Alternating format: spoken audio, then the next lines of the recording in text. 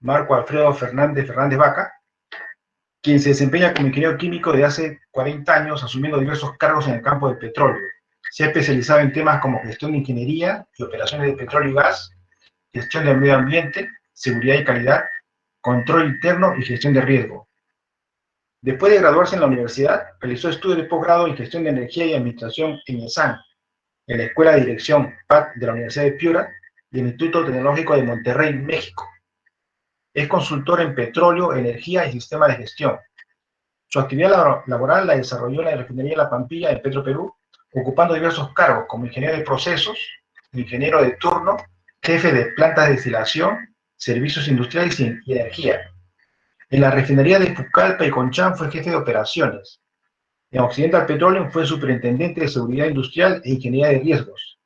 En GLP Repsol Gas fue gerente de seguridad, calidad y medio ambiente como de control interno. Y actualmente es director gerente y consultor senior en INTOP. Así que vamos a invitar a nuestro amigo ingeniero Marco Alfredo Fernández Vaca para que nos dé esta primera charla sobre el ingeniero químico y el mundo del petróleo. Adelante, Marco.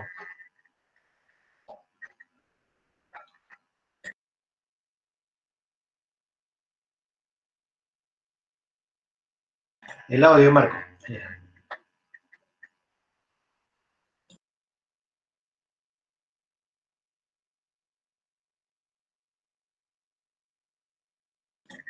El audio. Ingeniero, su micrófono, por favor.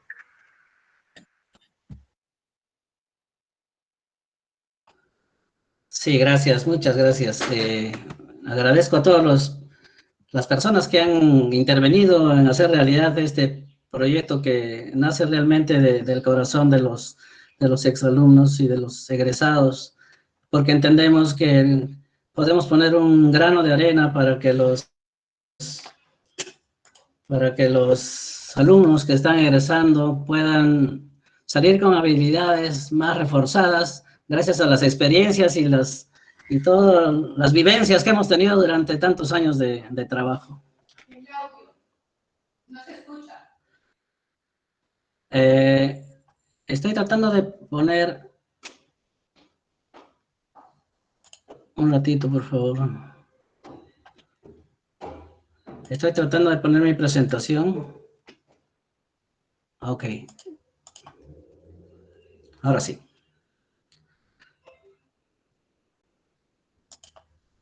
¿Me copian, verdad? Sí, ingeniero, se le escucha. ¿Podría agrandar sus diapositivas, por favor? Sí. ¿Ahora sí? Sí, ingeniero. Perfecto.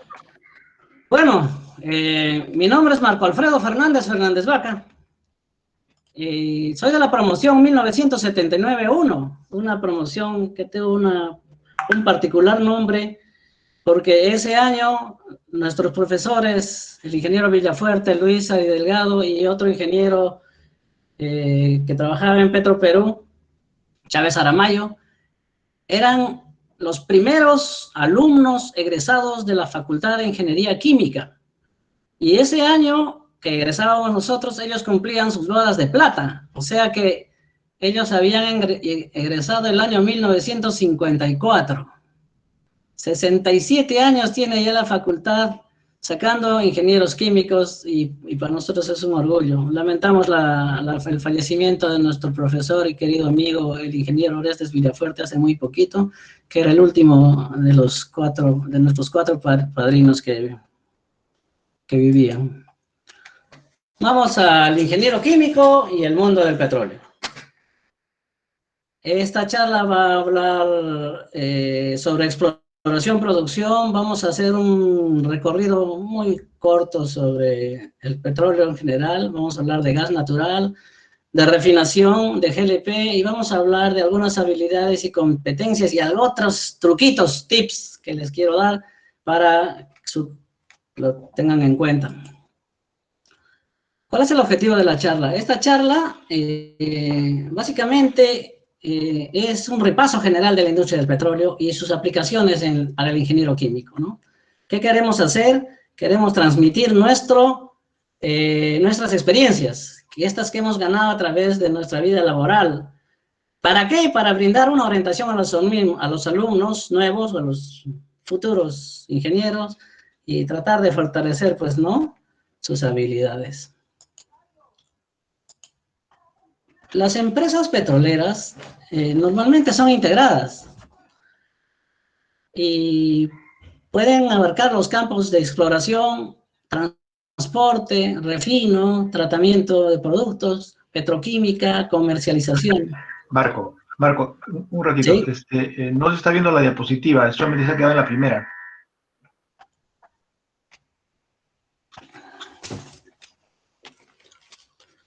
¿Puedes repetir, por favor? Se ha quedado en la primera diapositiva.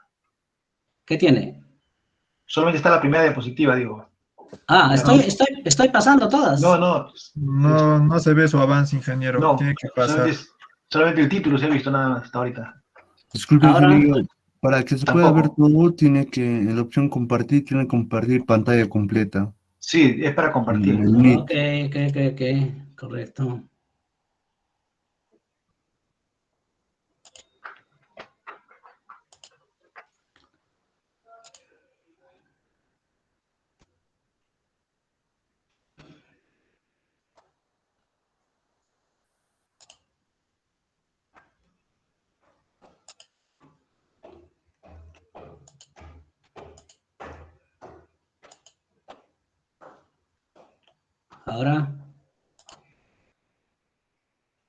¿Ahora sí? A ver, amplía. Ahora sí. Ok. Entonces sería bueno que muestren la primera, donde está la promoción, que es interesante. Eso es. Bueno, esta es la promoción. Pensé que me estaban viendo. Pues estoy por aquí yo, arrodillado. Éramos 18 y como les contábamos, ese año justo celebraban sus bodas de plata profesionales, los 4 primeros ingenieros químicos egresados de la universidad. Y por eso nos llamamos bodas de plata profesionales.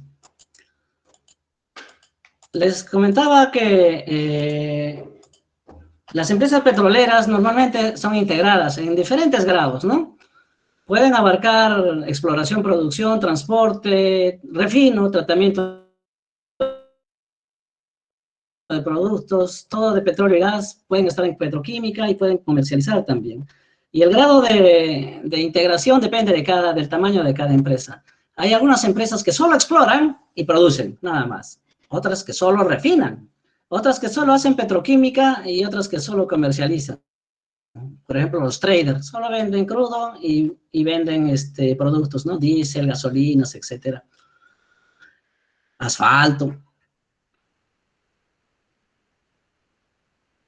Hay otras y tienen refino. Otras que tienen transporte y tienen exploración, etcétera, ¿no? Entonces, estas empresas invierten plata en exploración, producción, ¿no? Las empresas que están en exploración, producción se llama upstream, todo lo que es exploración, pozos petroleros, etcétera. Y los que están aguas abajo, que son refino, transporte, comercialización, se llaman downstream. Y en algún modo están integradas más o menos, ¿no? Cada empresa petrolera tiene sus cosas y tiene sus equipos de última tecnología o no, etcétera, ¿no? Y la idea es que los resultados siempre tienen que ver con un plan contracíclico o un programa contracíclico que es natural dentro del mundo del petróleo. Cuando el petróleo crudo está muy caro, entonces los productos también están caros y es difícil comercializar, hay mucha competencia. Y cuando está muy barato, es muy fácil comercializar. Entonces, si la empresa tiene exploración, producción y también tiene refino, por decir, entonces cuando el crudo está muy barato, están ganando en refino. Y cuando está muy caro, están ganando en exploración. Esa es la idea general, ¿no? También, si una empresa tiene mucho crudo y tiene poca capacidad de refino, vende el resto. Pero todo va a depender de qué capacidad y qué tecnología tiene su refinería, ¿no? De repente el crudo que ellos tienen no sirve para su refinería, entonces vende todo el crudo y compra acorde a sus equipos, ¿no? A su tecnología. Entonces, puede ser también que sí, usa toda su exploración, pero le falta, entonces importa, ¿no? Etcétera. Y esa es la idea, ¿no? Así se mueven, un poquito que lo vamos a explicar más adelante, así se mueve el negocio del petróleo. Más o menos en este gráfico puedo mostrar, un gráfico muy sencillo, pero se puede explicar. Los productos normalmente que salen son GLP, petróleo y gas natural, ¿no? Entonces, el GLP normalmente va de frente a procesado y venta. En cambio, el petróleo va a separarse en una refinería donde se puede ver el GLP, la gasolina, se puede sacar GLP, gasolina, gasóleos, algunos otros productos, aceites combustibles, asfaltos, lubricantes, etc. Las olefinas de los refinos normalmente van a complejos petroquímicos donde se producen productos petroquímicos y se comercializan. El gas natural puede ir como gas natural, pero lo más económico ahorita es producir gas natural líquido, ¿no? El GNL. Y entonces de esa forma, en otra parte, y se vende, ¿no? Ese es el mundillo, en un solo cuadro del petróleo. Vamos a hablar de exploración y producción. En este cuadro vamos a ver 4 grandes campos de la exploración y producción. Básicamente, exploración es el primer campo donde lo primero que se hace es adquirir el dominio, ¿no? Las empresas petroleras que son privadas o nacionales tratan de comprar campos para producirlos, para hacer negocio, ¿no? Entonces, ahí se hacen los negocios dependiendo del país. Algunos países son más duros, otros son más flexibles, qué sé yo, pero en el fondo, los países tratan de dar alguna facilidad para que los inversores vengan a este país a invertir, no al vecino, ¿no? Y en ese plan están siempre, este da más, este da menos, qué sé yo, impuestos, el otro da más regalías, etcétera, ¿no? Ese es el mundo de la adquisición. Y luego cuando ya se tiene un contrato, perdón, luego, cuando ya se tiene un contrato, arranca la exploración. La exploración más o menos puede durar de 1 a 5 años, dependiendo del sitio. ¿Y qué se hace acá? Se hace sísmica, normalmente, estudios geológicos y geofísicos. Entonces, acá se determina qué campos tienen arenas petrolíferas, ¿no? Porque el petróleo no es una bolsa que está debajo de la tierra. Normalmente está metida en arenas y el petróleo fluye por los intersticios de las arenas y ahí se extrae. Cuando ya se hizo la exploración y ya se limitó el campo, ya se sabe por dónde posiblemente esté el petróleo, porque hasta ese momento nadie sabe si hay o no petróleo, solamente hay probabilidades, ¿no?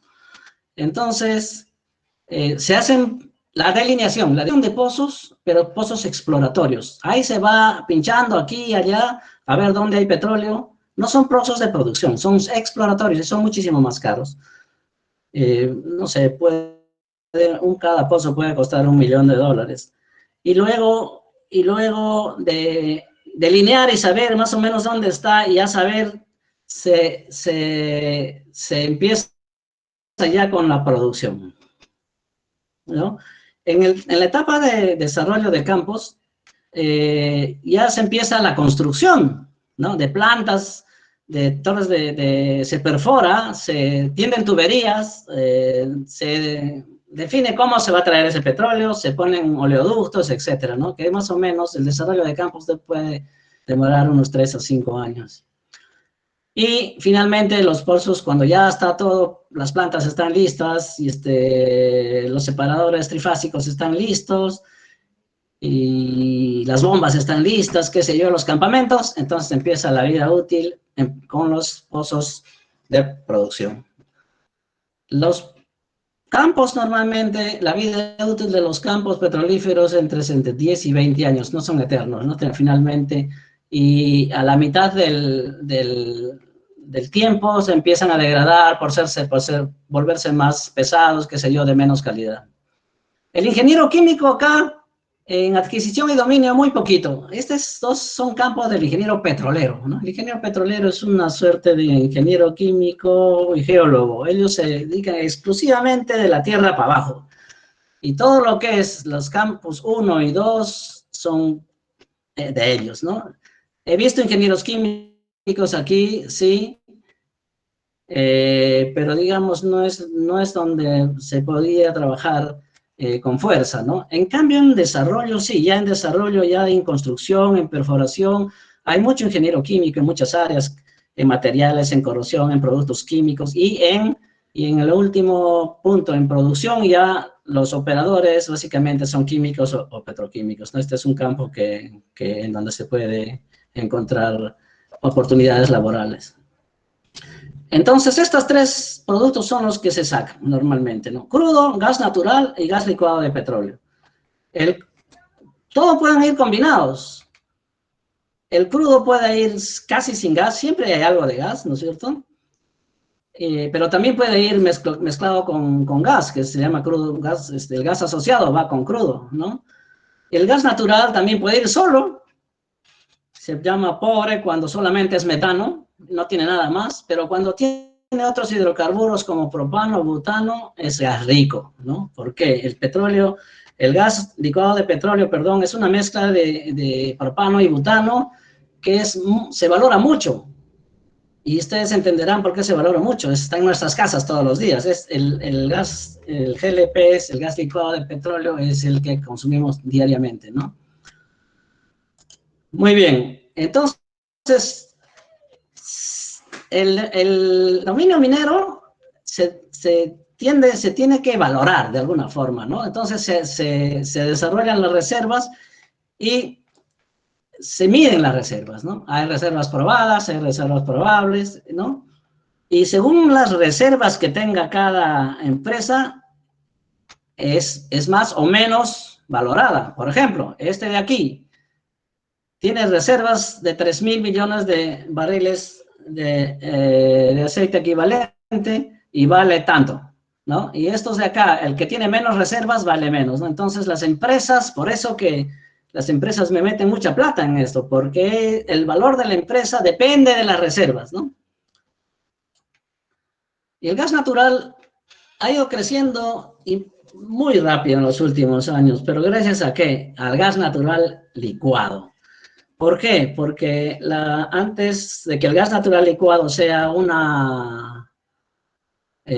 tan importante como ahora, normalmente se transfería el gas por gasoductos y era muy caro, las bombas son muy caras, perdón, los compresores son muy caros, las líneas, las tuberías son caras, son extensas y no hay forma de pasar el mar, por ejemplo, aunque se sabe de muchos gasoductos que pasan y oleoductos que pasan el mar, pero si uno encuentra un pozo petrolero o una compañía encuentra un pozo petrolero y encuentra líquido, se alegra.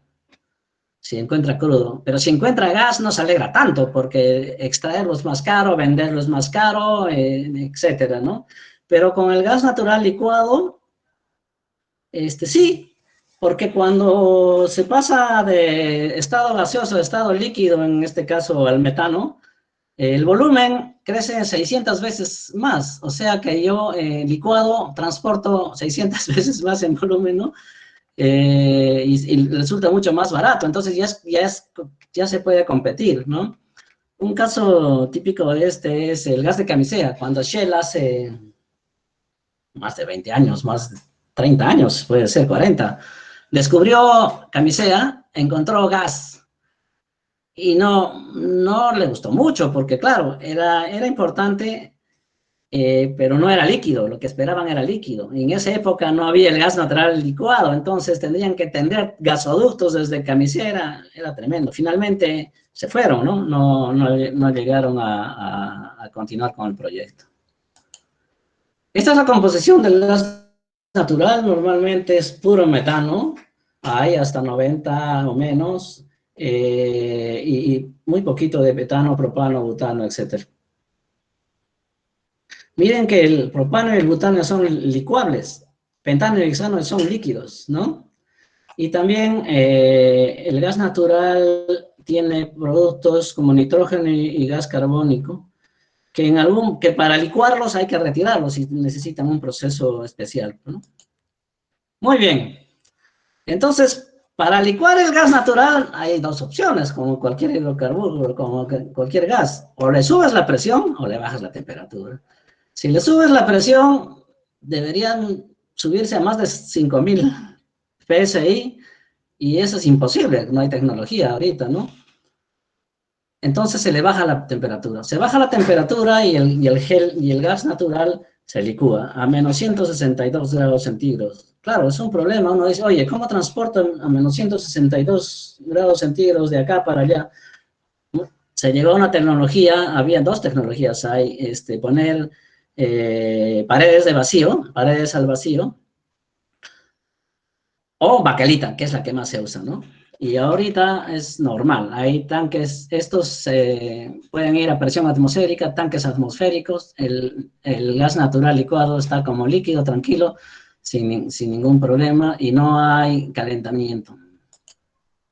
Miren cómo es el negocio del gas natural licuado. En el mundo hay 3 grandes áreas de consumo, sin embargo, miren los productores. Este es Camisea, aquí en Brasil, en Sao Paulo, de ahí uno. En Venezuela hay otra planta de GNL, y en Trinidad y Tobago hay unas plantas más grandes todavía, ¿no? En África hay un montón, a este lado Nigeria, Guinea, Angola, Libia, los países árabes, Omán, etcétera, y en Australia también, ¿no? Entonces, ellos abastecen estos grandes mercados. Los grandes consumidores son Estados Unidos, Asia y Europa. Muy bien. Ahora vamos a hablar de GNC. GNC y GNV es el gas natural comprimido y el gas natural vehicular, ¿no? Que todos conocemos. Es lo mismo, solamente que está comprimido. Se comprime a 200 bar, unas 3000 libras, y se comercializa en botellas. No hay tecnología todavía para tanques más grandes, porque a 3000 PSI se saldrían muy caros, ¿no? Las paredes se calcula que necesitarían unas 5 o 6 pulgadas, es imposible de construir, además de carísimo y pesado, ¿no?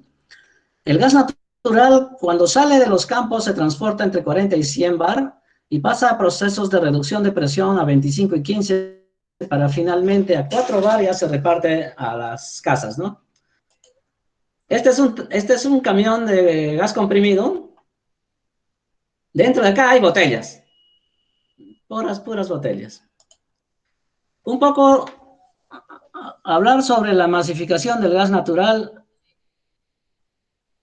en todo el Perú, ¿no? Los proyectos que tiene el gobierno, y que lamentablemente por el tema, para mí, el tema del gasoducto ha retrasado todo esto, ¿no?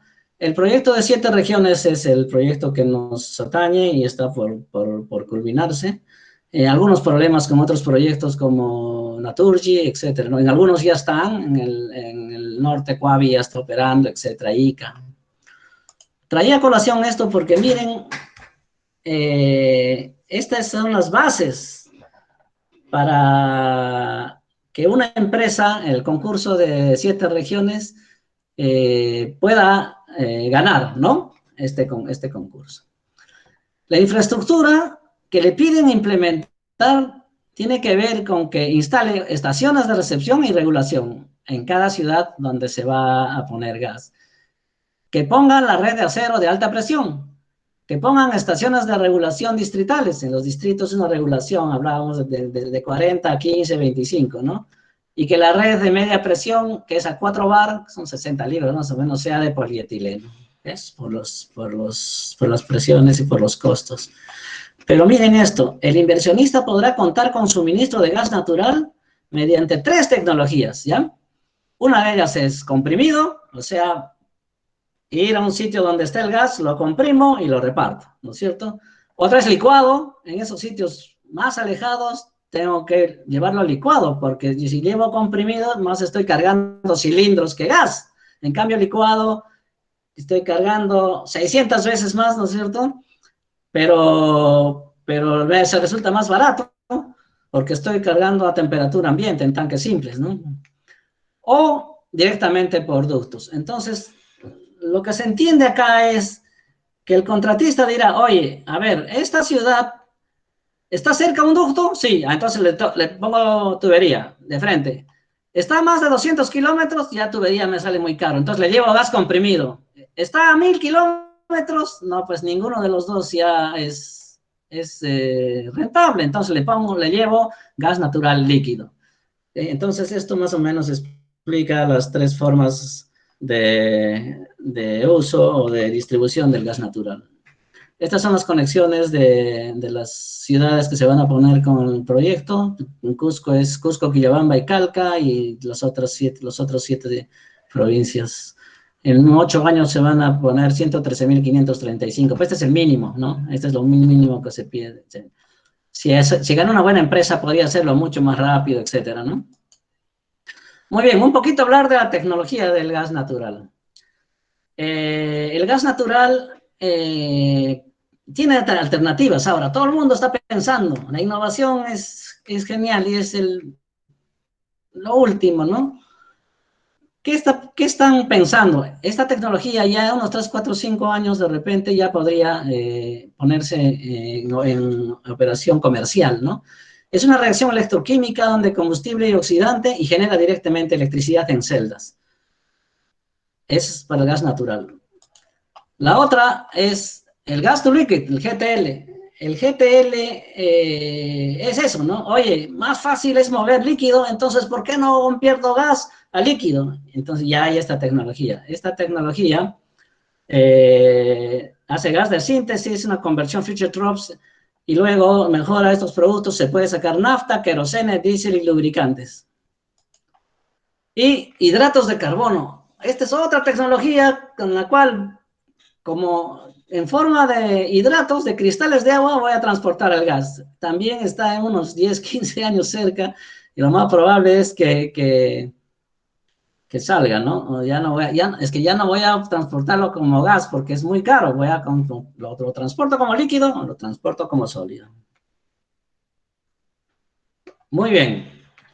Ahora vamos a hablar de refinación. Refinación es un mundo también, ¿no? ¿Qué es la refinación? Es agregar valor a la materia prima. Compro crudo y saco productos.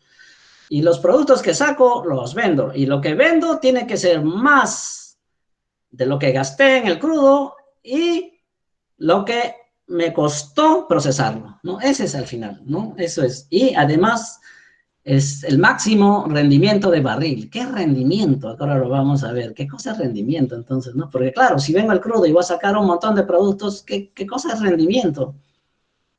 Rendimiento es qué producto es más valioso. Y ese producto es el que vas a tener que sacar más que el que no es valioso, ¿no?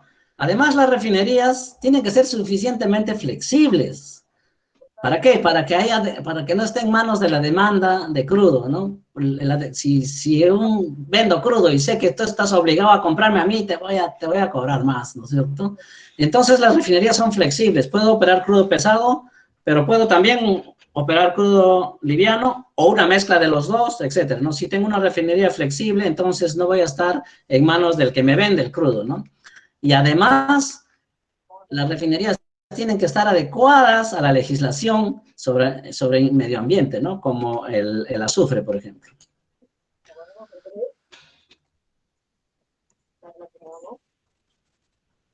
Esta es una muy rápida, un rápido cuadro que explica qué es una refinería, ¿no? Entra el crudo y salen naftas livianas. Naftas le dicen a las gasolinas. Ahí no hay naftas livianas y naftas pesadas, ¿no? Y las gasolinas reciben tratamiento como naftas, y aquí se puede poner 2 plantas de isomerización y de alquilación, 2 sistemas, ¿no? ¿Qué hacen estos? Estos elevan el octanaje. Ustedes saben que en el Perú sobran gasolinas, se exporta gasolinas, pero gasolina de bajo octanaje, ¿no? Cuanto más octanaje, la gasolina es más cara. Si yo la vendo, es bastante la diferencia, ¿no? Estamos hablando de $30 por barril, $40 por barril. Y el costo de reprocesamiento podría estar en 25, 20. Entonces, vale la pena, ¿no? Vale la pena elevarle el octanaje. La nafta pesada, peor, es más barata todavía. Entonces pasan procesos de desulfurización y reformación y se van a gasolinas de alto octanaje, ¿no? El querosene pasa a Merox. Este producto también es valioso. Este es el combustible de avión, el jet fuel, JP1, ¿no? Hay también JP5 para helicópteros. Este es un proceso Merox que es endulzamiento y le separan el agua, porque el agua es peligrosísimo para los aviones, ¿no? Y también el querosene pasa por desulfurizadora y se vende como querosene donde se vende o como diésel, ¿no? El gasoil, que puede ser diésel o gasoil, pasan por desulfurizadoras o pasan para una unidad de craqueo catalítico donde se saca muchos productos. Vamos a ver un poco más adelante. La unidad de craqueo catalítico, ¿qué hace? Hace que las moléculas se partan y se produzcan más livianos. Ese proceso crea también carbón. El carbón se quema en el mismo proceso y los productos livianos se destilan nuevamente. Muy bien, y el crudo reducido es lo más barato, entonces hay que hacer algo con él. Se pasa por una unidad de vacío, es destilación al vacío, y va a una planta de hidrocraqueo, y luego se tiene el diésel, ¿no? También se tiene coque. Este es un proceso más completo todavía, prácticamente le saca todos los productos y puede tener combustibles y combustibles y también a veces diésel. Muy bien, entonces el petróleo normalmente tiene el nombre de la región donde se saca, ¿no? Crudo Maya, crudo Selva, crudo Talara, qué sé yo. Y el petróleo puede ser más liviano o más pesado, y cuanto más liviano es más caro, porque en teoría saca más diésel. El diésel es el más valioso de todos los productos de refinería. También pueden ser parafínicos, aromáticos, nafténicos o olefínicos, o mezcla de estos. Normalmente son mezcla de estos, ¿no? Entonces hay un factor que se llama KUOP que los caracteriza, a ver cuán aromático, cuán parafínico, qué sé yo. Por ejemplo, alto octanaje conviene parafínicos, para FCCs conviene aromáticos, etcétera, ¿no? Muy bien, entonces, los productos atractivos, diésel, el más atractivo. ¿Por qué? Porque en Perú importamos diésel, producimos mucho diésel, las plantas hacen mucho diésel, pero el consumo es mayor y se importa. El producto más caro de todos en el extranjero es el diésel. Entonces, cualquier cosa que hagamos que produzca más diésel es bueno para la refinería, ¿no? Otro producto son las gasolinas de alto octanaje. Como les explicaba, las gasolinas de alto octanaje cuestan muchísimo más caros que las gasolinas de bajo octanaje. Entonces, las plantas que ponga yo para elevar el octanaje va a hacer que mi negocio sea más rentable, ¿verdad? Otros productos rentables, el turbo A1, que es el combustible para aviones, y los asfaltos. A ver. Entonces, ¿dónde está el atractivo? Convertir petróleos industriales a diésel es atractivo. Son 20, 30 dólares de diferencia. Convertir gasolinas de bajo octanaje en alto es también atractivo. La nafta pesada en gasolina de alto octanaje, muy atractivo, ¿no? Querosene en normal, en combustible de avión, es muy, muy también atractivo. También el crudo tiene otros problemas, que son las sales y el azufre. En realidad, los metales. Azufre y metales. Vanadio es el más fastidioso. Crudos que tienen mucho vanadio no los quieren en las plantas porque a la hora de la combustión, sobre todo en hornos, da muchos problemas en la metalurgia, etcétera, ¿no? Y el azufre se elimina con plantas desulfuradoras. Por ejemplo, una refinería que no tiene desulfuradoras tiene que comprar crudos que no tienen azufre. Y esos crudos que no tienen azufre son más caros, ¿no? Y el precio del crudo siempre dependerá de la composición de los productos. Muy bien. Esta es la especificación de la gasolina y del diésel, básicamente, según las especificaciones Euro. Desde el 2017 se ha adoptado el Euro 4. El Euro 4 manda un máximo de azufre en partes por millón de 50 para la gasolina. En el Perú todavía no se ha completamente, la legislación todavía no completamente no la exige, solo para gasolinas de 95, 97 y 98. Y para gasolinas 84 y 90, gasolinas y gasoles, todavía está en el Euro 2 de 500 partes por millón. Se estima que con la puesta en servicio de refinería Talara, que es ahora este año, ya todo el Perú entre a la zona euro, ¿no? Aquí también hay un problema de zonas. Iquitos, por ejemplo, en la selva, no hay forma son refinerías pequeñas de que pongan una desulfurizadora, entonces ellos todavía se les está permitiendo en 500 partes por millón. El diésel es igual. El azufre del diésel de Euro 4 es el que manda ahora en todo el Perú, excepto en Piura y en la selva también, creo, que manda todavía los 500 partes por millón o miligramos por kilogramo del Euro 2, ¿no? Incluso la Pampilla puede sacar ya hasta en 10 ppm, pero la legislación todavía no lo obliga.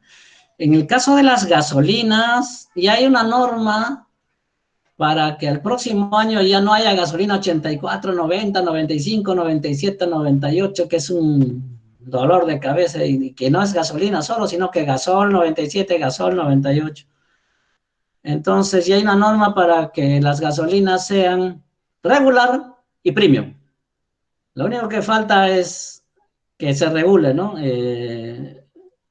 Ocinermin, un ministerio, supongo que regulará cuál será el octanaje de ellos, ¿no? Supongo que en 95 y 97 y 98 pondrán 97 de repente,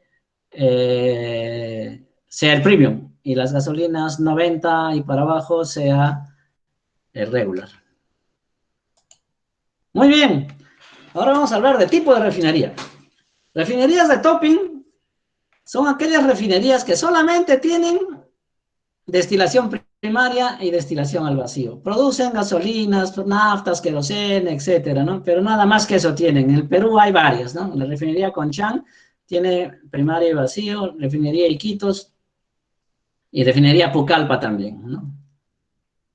Hay otras refinerías en lote 192, Shibuyaku, que también solamente operaba para producir diésel para su consumo de sus generadores, ¿no? Muy bien.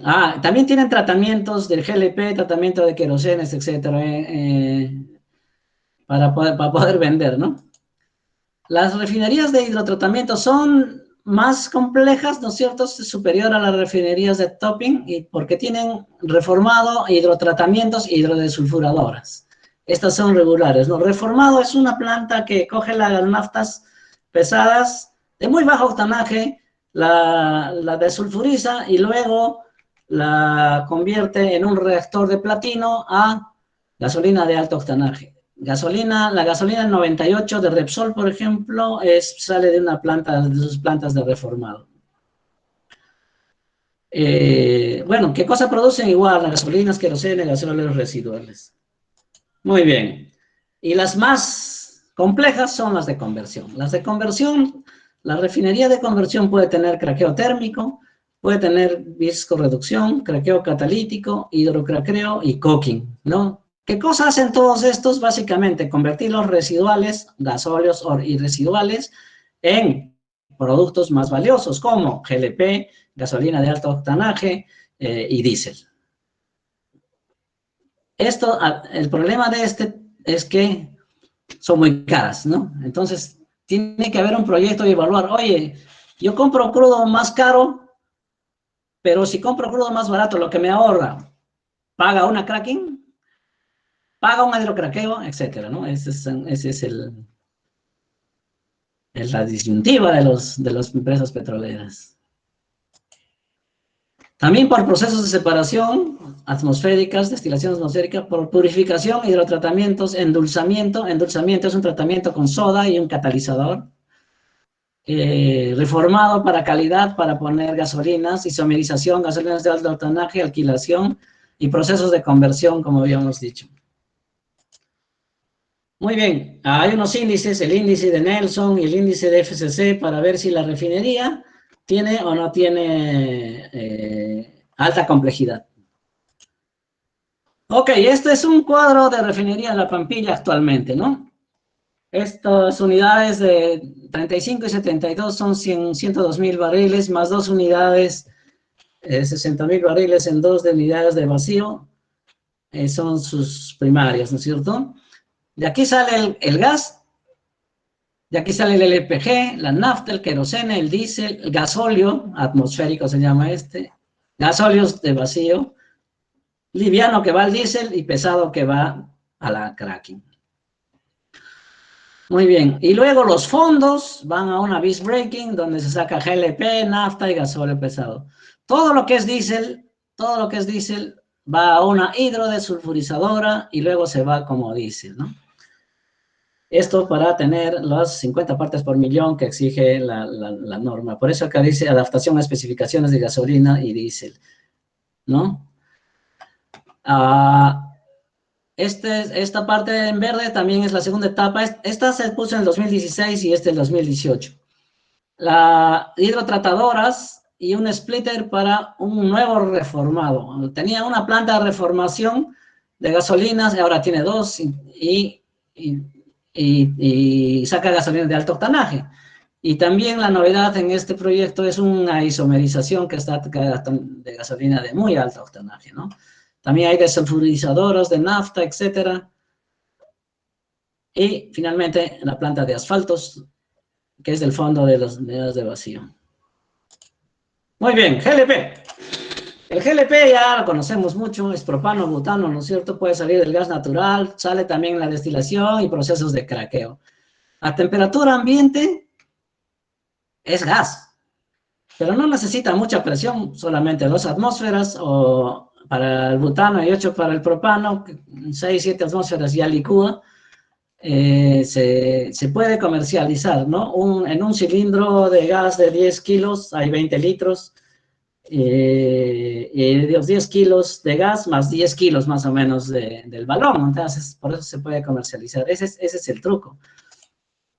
Esta es una fotito donde se ve, este es un medidor de gravedad, ¿ya? Del GLP, lo que hay acá no es agua, es GLP. Y el GLP se ve que es líquido, o sea que esta misma foto uno puede imaginar dentro de un balón de su casa, o sea que dentro de tu balón hay líquido. Si fuese gas, te duraría 2 horas. Como es líquido, te dura 20 días, ¿no? ¿Por qué? Porque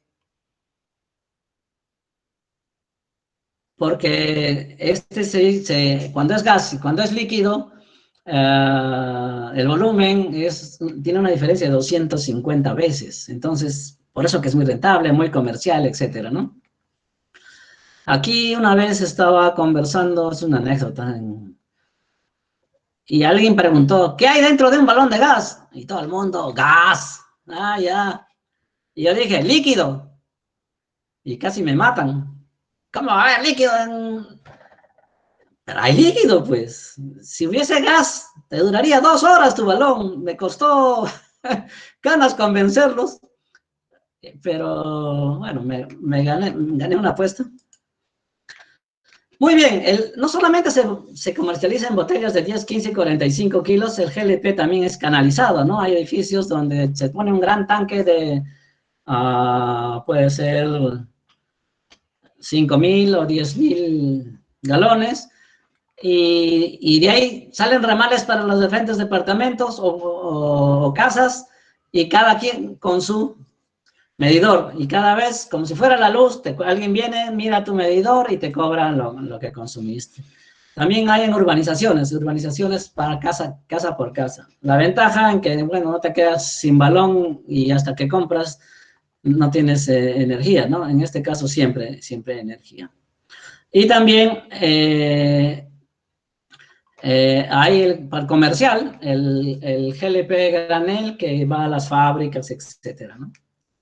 Bueno, y el GNB.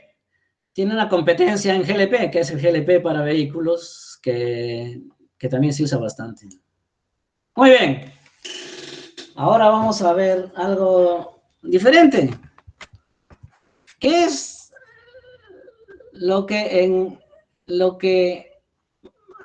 necesitamos para nuestra vida laboral? Hay muchísimas cosas que hablar aquí, ¿no? Pero una de las más importantes para mí son las habilidades y competencias, ¿no? La competencia profesional en ingeniería química es complicada y cada vez es más porque competimos con ingenieros químicos de otras universidades, pero ahora también con ingenieros de minas, metalurgistas, petroleros, petroquímicos, ingenieros textiles, ingenieros mecánicos, ingenieros industriales, ¿no? Entonces, la competencia es dura y hay que desarrollar tanto las competencias técnicas como las competencias de comportamiento humano. Y eso es más o menos lo que ha entendido la empresa. Y en mis tiempos lo que hacía era darnos cursos de esto, íbamos cursos de aquello para mejorar nuestras competencias. Las empresas invierten bastante en este entrenamiento. Nosotros necesitamos, este es uno mismo, su parte intelectual y su parte emocional, ¿no? ¿Qué necesitamos como habilidades académicas? Conocimientos técnicos, es indudable, ¿no? Si no tienes conocimientos técnicos, difícil vas a competir, ¿no? Diseño de software, ahora los software son prácticamente las herramientas clave en petróleo. Por ejemplo, cálculos de redes, caídas de presión, diseño de bombas, cálculo de intercambiadores, área de los intercambiadores, flujo, etcétera, NPSH, todo se hace ahora por software, todo. Uno en la universidad aprende para tener una idea cómo se calcula el NPSH de una bomba, pero nunca lo va a calcular manualmente. Va a poner datos a un software que calcula, pero si no tiene idea del concepto, nunca lo va a hacer. Un abogado no lo va a hacer, ¿no es cierto? Hay simuladores, por ejemplo, como HYSICS, ahora que simulan torres de destilación, y uno puede cambiar de crudo y decir, a ver, voy a ver este otro crudo, y te dice, no puedes porque tu bomba de diésel es muy chiquita, o las tuberías de salida de residuales, hay mucha caída de presión, etcétera, ¿no? Entonces, el dominio de software es importantísimo. Dominio de idiomas, inglés por lo menos es ya indispensable totalmente. Muy bien, pero las habilidades sociales son algo que no es tan mucho en nosotros. ¿Por qué? Porque nosotros tenemos como ingenieros un coeficiente intelectual alto, si se quiere, ¿no? Todos los ingenieros, ¿no? Alguien que pasa termodinámica no puede tener coeficiente intelectual bajo, ¿no? Fisicoquímica, qué sé yo, somos inteligentes. Pero la inteligencia y la parte emocional van por caminos diferentes. Y normalmente para nosotros, los ingenieros, que nos rompemos noches y tras noches, dormimos 3, 4 horas antes de los exámenes y estudiamos mucho, descuidamos la inteligencia o las habilidades sociales, ¿no? La inteligencia emocional, por ejemplo, es importante porque es el dominio, cómo manejar inteligentemente tus emociones. Uno no se da cuenta, pero el que está entrenado en esto va a superarte en algunas cosas. Miren, en las empresas ahora, a un momento de los practicantes los juntan a todos, ¿ya? Y les toman un examen. Entonces, los juntan en grupos, qué sé yo, de 5, 6, 8, y les dan un problema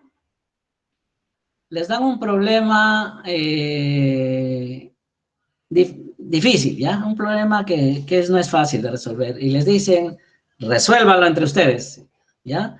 Pero ese problema o ese caso no tiene una sola solución. Tiene muchas soluciones o varias.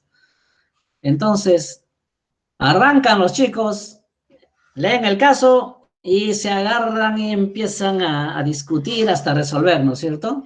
Les dan un tiempo y luego cada uno expone su caso. ¿Quién cree que gana? ¿El que resolvió el caso? No. Cada grupo tiene 1 o 2 observadores que están viendo estas competencias. A ver, ¿quién tiene la inteligencia emocional más estable? ¿Quién es creativo? ¿Quién es innovador? ¿Cuál de ellos trabaja mejor en equipo? ¿Cuál de ellos propone soluciones que no son honestas o fuera de la ética? ¿Y cuál se comunica mejor? ¿No es cierto? Y al final, esa es la puntuación. Así se evalúa la gente. Entonces, yo me alegré cuando me enteré que las universidades y la nuestra tienen un curso de liderazgo y habilidades sociales, que se da en los primeros años, ¿no? Pero yo decía, oye, ¿y por qué se da en los primeros años? Que den en el último año, porque ya están saliendo ya para competir. Después me di cuenta que no, tiene que ser el primer año porque estas habilidades tienen que manejarse con el tiempo. Estas habilidades tienen que crecer, uno tiene que desarrollar estas habilidades. Ya me lo dijeron en primer año y yo tengo que desarrollar mi innovación en el tiempo. ¿Cómo? Desde la casa. A ver, ¿en qué puedo innovar? A ver, ¿qué hace mi mamá que le puede ahorrar tiempo? ¿Cómo podemos hacer esto mejor? ¿Cómo podemos ahorrar el tiempo? Entonces tiene que estar en tu cabeza, en tu ADN, todo el tiempo tratando de innovar, siempre tratando de innovar. Si eso lo haces en toda tu carrera o en todo el tiempo que te resta, llegas ya entrenado, ya eres un innovador. No te das cuenta, pero entras a la planta y ya te estás dando cuenta de que estás innovando porque te es normal, ¿no? Entonces, esa es la idea, ¿no? La capacidad de trabajo en equipo también es importantísimo. Normalmente nosotros, los ingenieros, somos algo egoístas y queremos salvar el curso y estudiar mucho y saber más que el otro, cuando el trabajo en equipo es muy importante para las empresas, ¿no? Si a una empresa detecta que trabajas en equipo, lo más probable es que no te contraten o te releguen a trabajos menos valiosos, ¿no? Honestidad y ética es importantísimo. Ese sí es sí o sí. No tienes ética, no entras a ningún sitio, ¿no? Habría que decirle eso a los políticos de repente, pero es así. Ahora cada vez es más estricto, ¿no? Y facilidad de comunicación tampoco no sé si muy, ¿no? Tenemos que mejorar. Igual que la innovación, que la creatividad, tenemos que ir conversando, tratar de comunicarnos mejor. La mejor forma es repreguntando, ¿me entendiste? ¿Me dejé entender? Cuando esto nosotros lo hacíamos cuando hacíamos trabajos en grupo, ¿no? Estudiábamos en grupo y la facilidad de comunicación se iba mejorando, porque nosotros ya nos conocíamos, qué sé yo. Esa es la parte de la inteligencia emocional, ¿no? Conocer tus emociones y luego conocer las emociones, identificar las emociones de tu entorno, ¿no? Para ver cómo los ayudas, cómo te compenetras con ellos, cómo puedes hacer un trabajo en equipo conociendo la personalidad de los demás. Eso es. Muy bien, hay 10 habilidades que necesitarás. Todas estas van a ustedes a necesitar, ¿no? Resolución de problemas complejos, pensamiento crítico, manejo de personas, etcétera. Pero yo me quedo con creatividad. Tienen que practicar la creatividad. La inteligencia emocional, lo más probable es que ya les hayan dicho cómo. Y la orientación de servicio. Esto es importantísimo, la orientación de servicio, ¿no? O sea, tú tienes que hacer siempre tu feeling, estar ayudando siempre. Siempre. Eso te va a dar muchos réditos. ¿Y cómo va a ser la oficina ahora? ¿Cómo va a ser la vida? La vida va a ser pues así, ¿no? Ya no habrá oficina, o habrá muy poca, ¿no? En planta, lo más probable es que sí, ¿no? Pero en general va a ser online, la competencia laboral va a ser mucho más, porque van a contratar ingenieros de otros países también puede ser, ¿no? Las exigencias de estudios va a ser mayor, ¿no es cierto? Los horarios van a cambiar, va a ser muy, muy flexibles, ¿no? Ah, y va a haber adiós al trabajo de toda la vida, que en mis tiempos todavía tengo varios compañeros y amigos que han entrado a un trabajo y siguen ahí, y ya se jubilaron en un solo trabajo. Ahora no. Ahora renuncia, ven otra carrera, a otro lado, saltas allá, saltas acá, etcétera, ¿no? Y bueno, los cambios tecnológicos van a ser muy rápidos, por lo tanto tenemos que estar muy, muy al día. La geografía también, ¿no es cierto? Y van a aparecer nuevas profesiones. Me hace recordar con el ingeniero químico, solo había químico antes. Ahora hay de todo, ¿no? De la ingeniería química han salido minas, han salido petroleros, han salido petroquímicas, han salido textiles, etcétera, ¿no? Muy bien. Rule of thumbs.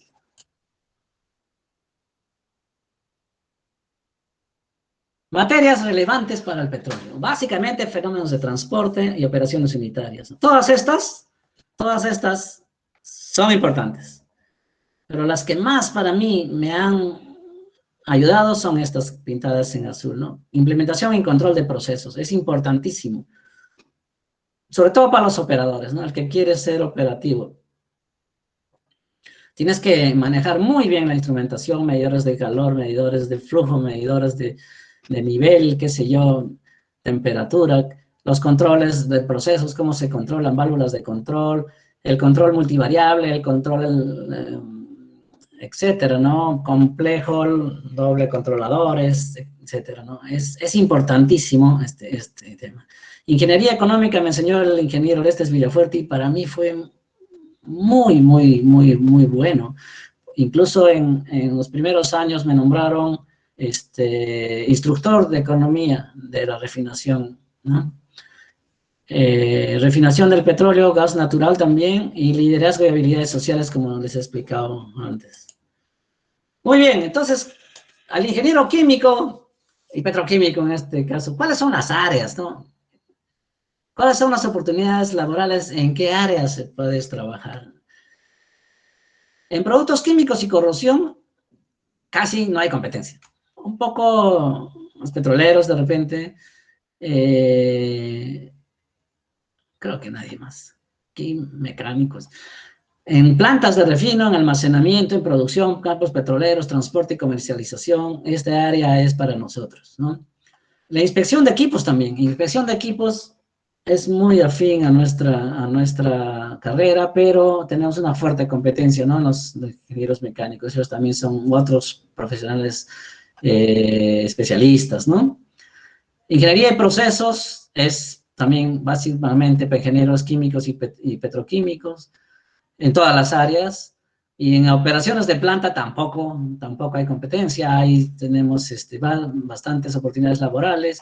En ingeniería de riesgos, calidad y seguridad es muy nuevo, muy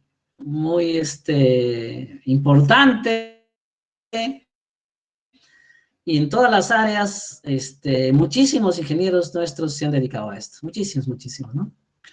¿Qué competencia hay en mecánicos, ingenieros de seguridad? En el tema ambiental, también los ingenieros químicos están muy metidos, tienen de competencia ingenieros ambientales, pero el ingeniero químico se desempeña muy bien en medio ambiente, ¿no? En proyectos de ingeniería, en todas las áreas, he visto ingenieros muy buenos, químicos, y los otros ingenieros especialistas son mecánicos, civiles, industriales, etcétera, ¿no? Y en laboratorio, refinerías y plantas, bueno, nuestras competencias serían los químicos. Hoy, y ese soy yo. Hace 20 años, cuando estábamos inaugurando el centro de control distribuido de refinería de La Pampilla, ¿no? De acá se maneja toda la planta. Muy bien, muchas gracias. Aquí estoy dejando mi correo por si las preguntas no lleguen. He tratado de ser muy corto. Y yo con mucho gusto les voy a contestar todas las que quieran. Y si quieren saludarme por mi cumpleaños también, con mucho gusto. Ok, ahora creo que sí, vienen las preguntas.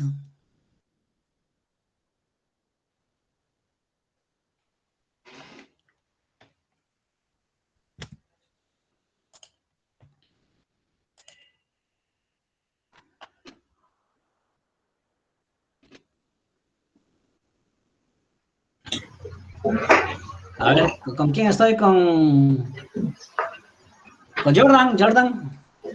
Todavía no hay preguntas, Marco. Pero yo voy a Ya. aprovechar para hacerte una pregunta, de repente les interesa a los estudiantes. ¿Cómo así tuviste la inquietud por la parte de petróleo cuando saliste de la universidad? ¿Cómo así te inclinaste por el petróleo? Sí. A ver, yo quería trabajar en muchas cosas, ¿no? Mis primeras prácticas fueron en Coca-Cola, por ejemplo. Ahí, creo que estuve 3 meses. Y después en la cervecería. En cervecería sí estaba muy buen tiempo. Pero en mi casa no les gustó mucho. Al final me dijeron, o cualquier trabajo menos cerveza, no, menos alcohol, ni tabaco. Así es que gané la práctica a Petroperú. Fui de prácticas, ya muchos de los nuestros ya habían ido a hacer prácticas allá. Estuve en el área de investigación en Petroperú. Estamos hablando del año 80. Luego me dieron una beca de tesis también y todo el 80 estuve trabajando en mi tesis sobre obtención de metilsutilcetano, que era un subproducto que finalmente la hicieron en la planta de solventes de Talara, de Petroperú. Y ya me reenganché. Bueno, sí, siempre me fascinó el petróleo, ¿no? Qué bien. Muy bien. A ver, mi pregunta es, ¿entendieron, chicos? Ingeniero, felicitarle por la conferencia. Mi pregunta sería, ¿cuál cree usted que es la mejor forma de industrializar el gas de camisea? Ajá. Interesante pregunta. A ver, el gas de camisea tendría que ser petroquímica, ¿no? Pero bueno, la primera es el consumo humano. Y luego la petroquímica, y luego las pocas, las otras alternativas futuras que ya les he mostrado, que es lo más moderno que hay, ¿no? El tema de la petroquímica es que ya hubo un intento, proyecto grande, y no llevó a cabo, esto iba a ponerse en Nica, la petroquímica con el etano, ¿no? Había que primero separar el metano y el etano del gas de camisea, mandar el metano para consumo y el etano para petroquímica. El tema de la petroquímica es que es muy caro. Entonces, los petroquímica tiene muchos vaivenes. Los precios de los productos petroquímicos suben y bajan y las plantas a veces arrancan y cuando está con un buen precio y luego todos arrancan y el precio se cae y algunas se cierran. Entonces es muy inestable. Y tener una planta lejos de los mercados también es un desventajoso, ¿no? Porque se tienen los productos acá, en cambio en el hemisferio norte están muy cerquita de los consumidores.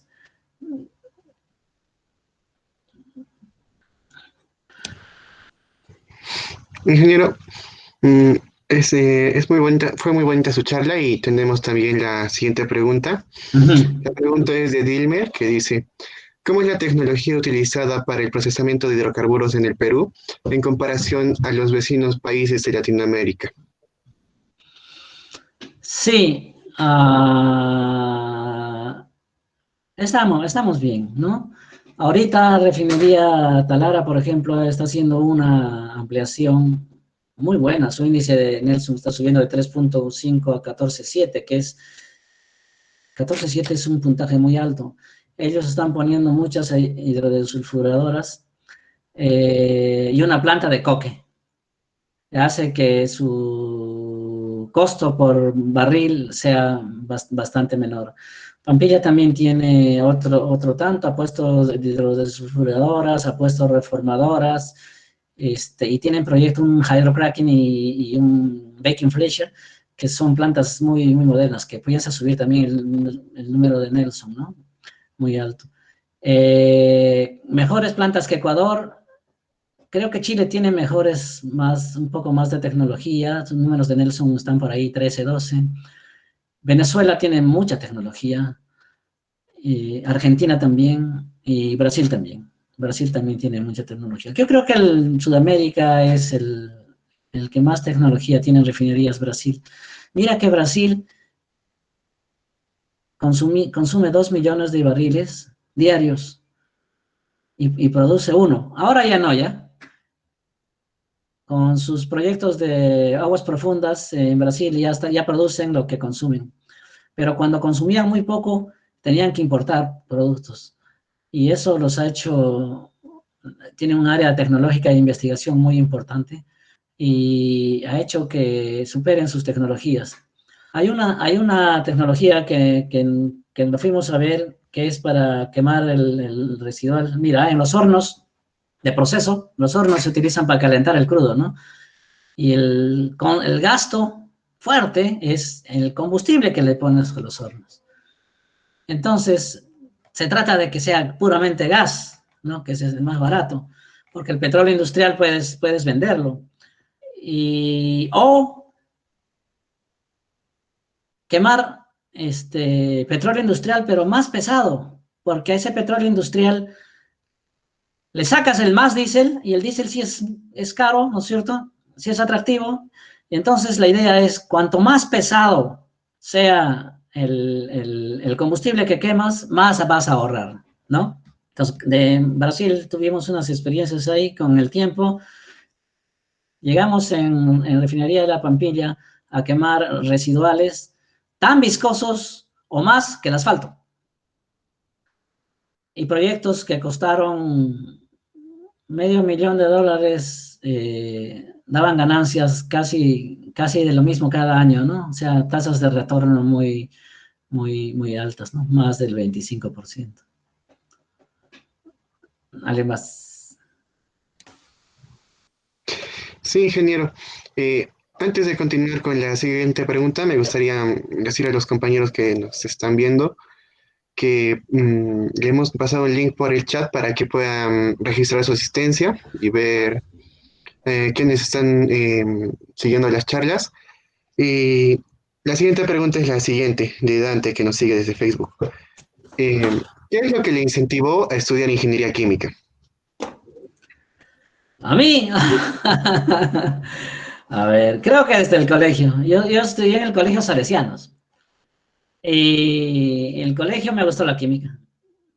Al comienzo quería estudiar medicina muy, muy temprano, segundo y media, tercero, pero cuando estudié química me gustó y había una fama muy buena de los ingenieros químicos de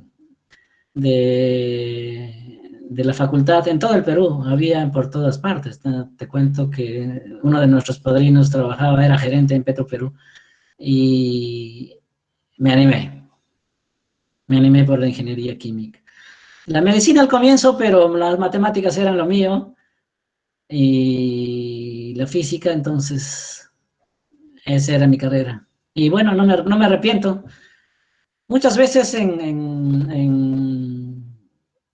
el turno, cuando hacía turno, teníamos responsabilidad de manejar la planta, ¿no? Mientras no estaban los jefes. Y me he visto con varios escenarios en los cuales decía yo, oye, ¿qué pensaría mi profesor de tal, no? Y me acordaba de lo que había aprendido. La competencia, yo competí con chicos de la Uni de San Marcos, fue bien dura, era bien, bien dura. Ahora también seguro. Pero ahí le decíamos la guerra. Nunca me arrepentí de haber estudiado ingeniería química.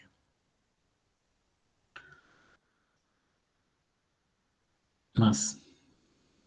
Quería conversarles un poco sobre algo que me estaba olvidando de la inteligencia emocional. Ya me habían entrenado esto y en una guardia, era la época de los militares, del terrorismo, y todos los días había apagón. sea, se iba la luz. Y un apagón en una refinería es una emergencia, porque hay que poner equipos auxiliares muy rápido, hay que correr, hay que tomar decisiones, poner aquello, poner turbinas en vez de bombas, motores eléctricos, parar esto, parar el otro, hacer que no fallen los sistemas industriales, el vapor, el aire de instrumentos, etcétera. Era un trabajo bien duro. Y habían días que en un solo turno de 8 horas habían 5 o 6 apagones. Apenas estábamos arrancando de nuevo, se iba de nuevo la luz. Otra vez emergencia. Otra vez estábamos arrancando y así, ¿no? Era un trabajo muy, muy duro. Eso creo que me templó bastante. Y cada vez que habían estos problemas, emergencias y todo esto, temas por decidir muy, muy complicados, decía yo, no importa, me gusta la ingeniería química. Siempre hay cosas, ¿no? Creo que tengo una pregunta. Sí, ingeniero, mandaron la siguiente pregunta de Diana Carolina. Buenas noches, agradeciendo su tiempo. Mi pregunta es la siguiente. ¿Cuáles son las dificultades técnicas o ingenieriles que se tiene para que se concrete el proyecto Gasoducto Sur Peruano? No hay, técnicas no hay. Es cuestión de decisión y continuar el proyecto. El proyecto estaba hecho. Es más, daba mucho trabajo, ¿no?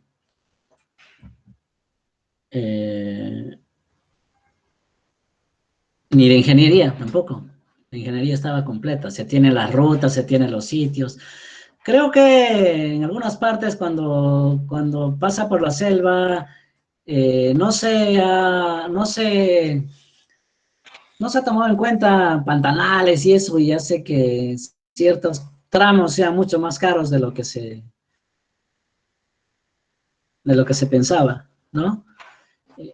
Pero todo está solucionado, o sea, es cuestión de decisión nada más. El tema es más bien pensar si se necesita o no, ¿no? Yo creo que con los proyectos estos que se tienen ahora es suficiente para Cusco, ¿no? Porque se va a ir desarrollando y ya por lo menos tres ciudades van a tener y así irá creciendo y creciendo y creciendo. El tema es incentivar, ¿no? Y hacer buenos contratos. Para mi gusto, deberían contratarse compañías con más espaldas. O sea, me refiero a que más solventes, ¿no? Compañías grandes. Yo les puedo comentar que el año 2014 hubo una tentativa de hacer una empresa con Petroperú y Repsol, donde Petroperú tenía el 51% de las acciones y Repsol 49%, ¿no? Y prácticamente Repsol soportaba el proyecto. Hicimos reuniones, casi medio año ya teníamos, incluso estaba metido yo en el proyecto, yo iba a ser parte del proyecto, era en Cusco y Arequipa, era, ¿no? El proyecto. Y un buen día, un tema político, lo anularon e hicieron el concurso. 6 años después estamos en lo mismo. Pero bueno, esos son temas de decisiones nomás, ¿no?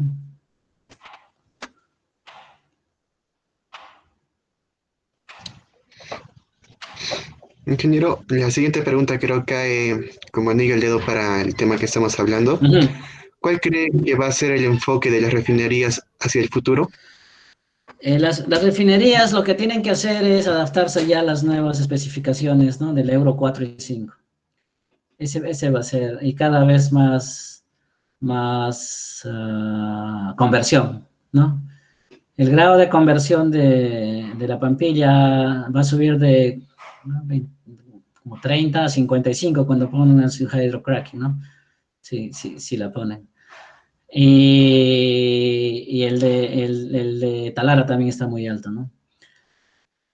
Pampilla ha gastado más o menos $1.000 millones en sus proyectos, en los dos, entre gasolinas y diésel.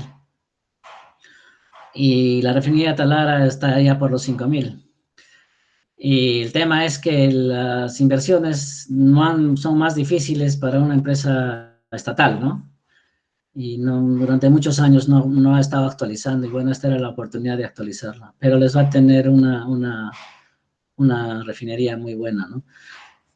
El futuro de las refinerías siempre será hacer más diésel y menos residuales, hacer más gasolina de alto octanaje y menos gasolina de bajo octanaje, ¿no? Hacer más combustible de aviación y hacer más asfaltos. Eso es. Todo lo demás es pérdida. Entonces, claro, el promedio tiene que ser más de lo que compraste en crudo, como crudo, más lo que gastaste por procesarlo.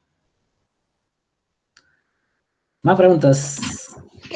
Sí, ingeniero. La siguiente pregunta es de Asia Gina, que dice, dándole un enfoque de investigación, ¿cuáles son los temas puntuales que merecen una investigación en este campo del petróleo desde su experiencia?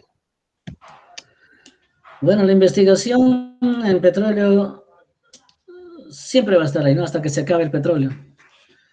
Hay de todo. Todos apuntan normalmente a lo que estoy diciendo, ¿no? Enfocarse en los productos valiosos. Hay países que investigan, por ejemplo, en Brasil les contaba que hay un centro de pesquisa, se llama así, ¿no? Hemos estado nosotros alguna vez en un entrenamiento. Pemex tiene un Instituto Mexicano del Petróleo, y en general, quienes llevan la investigación son las empresas de diseño, ¿no? Hay muchísimos, ¿no? Kellogg, que fabrica unidades de craqueo. UOP, uno de los más grandes, Japan Gasoline, ellos dedican sus esfuerzos a mejorar sus procesos, y sus mejores procesos venderán más. Inviertan millones en eso. Lo más moderno, creo, ahorita es la Baking Flasher, que es una destilación flash al vacío, y forma mucho coque, y el coque se retira y se vende, como la coking, ¿no? La coking de Talara. El coque también se vende en metalurgia, ¿no? En grandes hornos, etcétera. Me he hecho acordar al tema de proyectos del curso de Ingeniería Económica, se llamaba. Ahora, todo ese curso está dentro de una calculadora. Yo aprendí a hallar la tasa interna de retorno. No me va a dejar mentir Eduardo. Con tablas, ¿no? Ya teníamos las tablas ahí. Y claro, pero a entender el concepto, qué es la tasa de retorno, qué es el valor actual, ¿no? Era importante, ¿no? Ahora, esta tendencia ha cambiado ya bastante. Como te digo, una calculadora, un Excel, te calcula todo eso. Pero lo importante ahora son los indicadores económicos de retorno de la inversión, ¿no? El ROACE y el ROA y otros. El mundo económico va cambiando, y ahora se va midiendo si tu inversión fue buena o no, ¿no? Si tú invertiste en poner una nueva planta de craqueo, ¿no? Entonces, ¿cuál es tu ROA? Si estás ganando en los siguientes años, no estás ganando en los siguientes años, ¿no? Esa es se usa muchísimo en petróleo, se usa estos indicadores.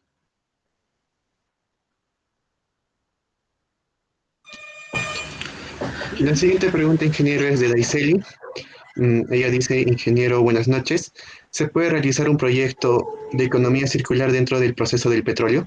Sí, sí se puede. Es más, las grandes compañías están apuntando a la economía circular, ¿no?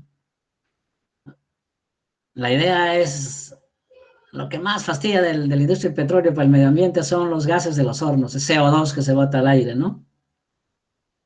Entonces, hay varios proyectos ahí. Hay uno de ellos que se llama, el que más avanzado está y que probablemente en unos años ya se tenga, es el secuestro del CO2.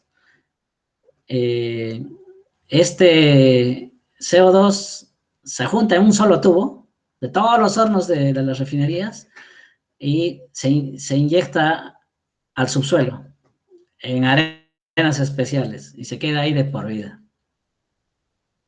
Entonces, ese es un golazo. Ya muchos años se está hablando de esto y creo que ya con el tiempo lo van a realizar, ¿no? Entonces, ya no vamos a emitir, ya todo se va a recuperar.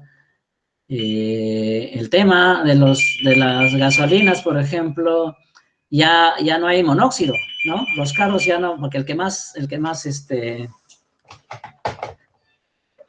contaminaba era el monóxido, o es el monóxido, ¿no? Todavía para los carros que no tienen catalizador, pero hoy en día ya no. El catalizador convierte el monóxido en dióxido, que también contamina ya, pero no tanto como el monóxido. En Europa, los carros tienen mucho diésel, usan muchísimo diésel allá. Pero uno dice, oye, ¿qué más diésel? Peor, ¿no? No, porque todos los camiones tienen la obligación de tener amonia, urea, perdón, urea le dicen los españoles. Y tienen una reacción química con un catalizador y urea, que sería un catalizador también líquido, ¿no es cierto? Que convierten el CO a CO2. Y tienen filtros para los no quemados, para los humos. Entonces cada vez está mejorando. Y mejorando mucho. La idea es que la economía circular termine de centrarse y tratar de emitir lo menos posible. Buena pregunta. La siguiente pregunta, ingeniero, es de Nicole. ¿Cuál es el combustible que rinde más en los automóviles? ¿Petróleo, gasolina o GLP? Qué buena. ¿Cuál es el que cuesta más o el rinde más? A ver, depende del motor, ¿ya? El GLP y el diésel el GLP y la gasolina se pueden comparar. Pero con el diésel no, porque son motores diferentes, ¿ya? Son motores el de ciclo abierto. En la gasolina, en los carros de gasolina y de GLP, el rendimiento es muy parecido. Puede que consumas más GLP porque tiene menos BTUs, ¿ya? Porque es propano y butano, nada más. En cambio, la gasolina es heptano, octano, isoctano y hasta nonanos, ¿no es cierto? Entonces, en cantidad, en volumen, convertido a BTUs, consumes más GLP. Pero en precio, ahorras más usando el GLP, porque el GLP cuesta casi la mitad de lo que cuestan las gasolinas. No debería ser así, porque, a ver, ¿cuánto cuesta un galón de gasolina? ¿14 soles? Más o menos, ¿no? 7 soles, 8 soles, 8 soles. Son impuestos. O sea que la refinería saca la gasolina y la vende a 6. Pero tiene que aplicar el impuesto, los 8, ¿no? El impuesto selectivo al consumo. Y encima tiene que devolverle al gobierno los otros, hace de recaudador, ¿ya? Y es una obligación, ¿no? Entonces, si no cobrara el impuesto selectivo al consumo, el GLP y la gasolina, siempre el GLP es más económico, siempre. Yo no sé por qué en Cusco, no sé si alguien me puede explicar, ¿por qué no usan GLP? Casi nadie.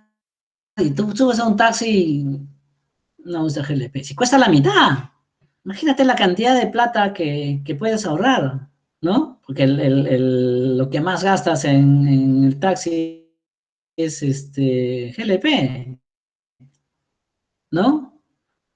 Y bueno, no, que no sé, que no tiene fuerza, que no sé qué, que en el otro, ya, pues cuando estás subiendo pones gasolina, pero no hay problema. No quiere. Que no tiene espacio en el tanque, que no puedo llevar no, siempre. Todo el mundo usa GLP. Bastantes usan GLP. O sea, no hay tal que no sube, no baja. Ay, si tienen algo una pendiente muy alta, cambias a gasolina y se acabó el lío, ¿no? El diésel es más barata que la gasolina. El diésel cuesta más o menos 11 soles. También tiene impuesto selectivo. Y están que le bajan, le suben. En estos días hay algunos movimientos de que quieren bajarle a cero. El diésel es muy contaminante acá, porque no hay el sistema este de urea, ¿no? O sea, no hay forma. Y ponerle a todos los camiones es imposible, ¿no? O sea, bueno, de repente si dan una ley, dan un tiempo y vamos a pasar 20 años y no le han puesto. Y mira, en las estaciones de servicio de petróleo en Europa, hay un tanquecito, tú echas tu petróleo, tu diésel, y al lado hay otro surtidor de urea. También le echas a tu tanquecito de urea. Se consume poquito de urea, un tanquecito de 2 litros para un tanque de 100 litros de diésel, ¿no? Entonces, ese es el problema. Oye, dicen, pero los pasajeros y los pasajes y no sé qué, y el medio ambiente y la salud, ¿no? Por eso que anda en ese plan, ¿no? En otros países le cargan fuerte impuestos al diésel más que a las gasolinas, ¿no? Se incentiva, en Estados Unidos se incentiva, en Estados Unidos casi no consumen diésel. Se intensiva más la gasolina porque el diésel es muy contaminante. Otro más. Ingeniero, la siguiente pregunta es de Dilmer. ¿Usted cree que el grafeno en un futuro reemplazaría a los productos a base de hidrocarburos? Hay proyectos sobre eso, pero para convertir a hidrocarburos, ¿no? No estoy muy seguro, no tengo mucha tecnología, pero me da la impresión de que podría ser. En lo que trabajé yo, cuando era becado, en el área de tecnología, en el área de investigación, era mezcla carbón-petróleo. Mezclábamos carbón-petróleo para calderos. Hicimos unos estudios, yo era becado, ¿no? Yo era ¿cómo se llama? El Chupini era una ingeniera de Quipeña, de la UNSA. Muy inteligente ella. Y fue a exponer a un congreso internacional. Y yo le pasaba las transparencias. Entonces, el tema principal era que el carbón se deposita en el fondo de los tanques. Entonces ya no hay tienes que estar agitando, ¿no? Probamos varios productos químicos, estos emulsificantes que mantengan en suspensión, pero nunca pudimos realizar el proyecto completo, ¿no?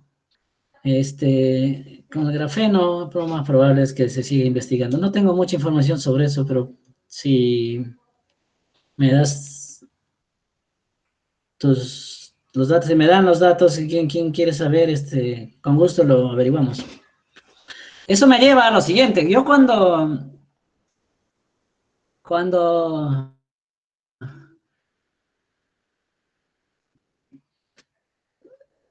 tenemos tiempo, ¿no? Jordan. Bueno, cuando entré a trabajar y practicantes, y venían gente de Estados Unidos sobre unidades de destilación a dar charlas, catalizadores, etc. Y yo decía, pues estos son unos genios, de verdad, eran unos genios, ¿no? Pero cuando tú le hacías una pregunta un poquito aparte de su especialidad, te decían, un ratito, voy a preguntar al especialista y déjame tu correo y, bueno, esa vez no había correo, ¿no? Dime a dónde te escribo y te doy la respuesta.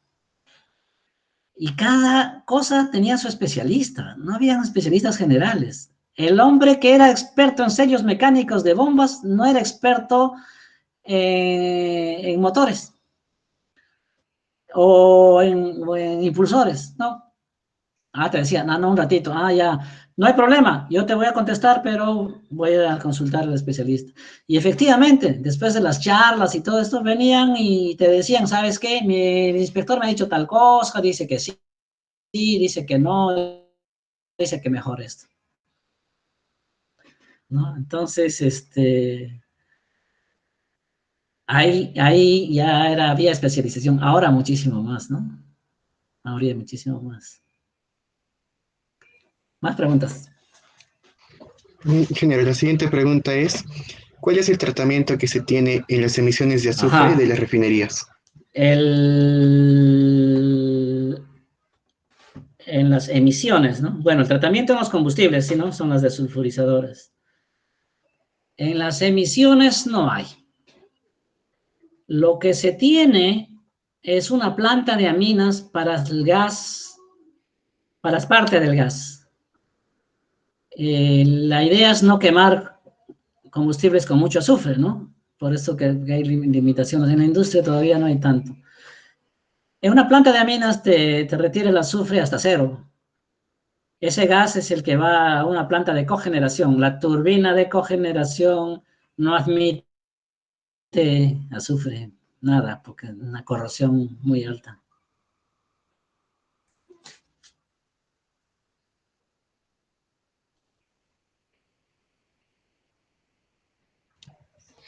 Ingeniero, la siguiente pregunta es de Jesús. Dice, ingeniero, ¿cree que es posible hacer proyectos offshore en el Perú? Hay productos offshore en el Perú, muchísimos. Ahora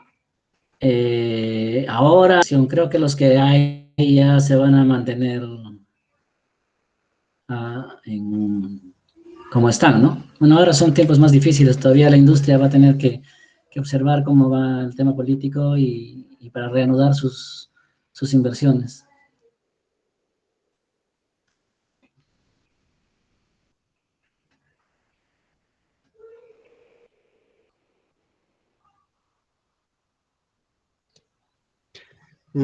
Compañeros, si alguien tuviera alguna pregunta más, puede hacerla por el chat.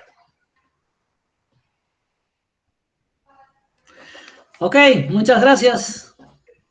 Cualquier pregunta, no sé si han tomado nota, puedes asegurarte, Jordan, de mi correo a todos los alumnos. Sí, y ingeniero. Cualquier cosa que me escriban, acá les podemos contestar, aunque sea que me manden fruta. Sí, ingeniero, ya a todos les estaremos pasando la información sobre Muy sus bien. datos y todo. Y agradecerle una vez más por esta charla tan interesante, tan buena y tan motivadora para seguir estudiando y ver más sobre la ingeniería química. Sí, la idea es ir bien avanzando con temas más específicos, ¿no? Este fue muy general, vamos a ver si algunas partes de la charla las podemos replicar, ya tan solo destilación, por ejemplo, o solo columnas, o solo reformado, etcétera, ¿no? Ya poco a poco vamos acá con la venia de nuestro amigo Eduardo. No, y con los colegas que van a participar de las diversas promociones que tenemos en nuestros grupos, ¿no? Sí, hay bastante y de verdad que todos están entusiasmados, ¿no? Un poco ese sentimiento de, bueno, oye, he estudiado 5 años y no he pagado nada a esta universidad y me ha dado la vida, algo tengo que hacer por ella, ¿no? Y qué buena, mejor idea que hacer esta iniciativa, ¿no? De incentivar a los chicos que se nutran de nuestras experiencias. Buenas y malas, ¿no? Sí.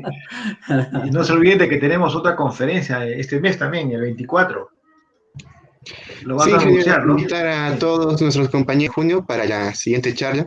Sí. Y, ingeniero, celebrar de paso también el Día de Cusco y qué mejor manera también con sus experiencias y sus anécdotas de todo lo que han pasado durante todos estos años. Muchas gracias, Rodrigo.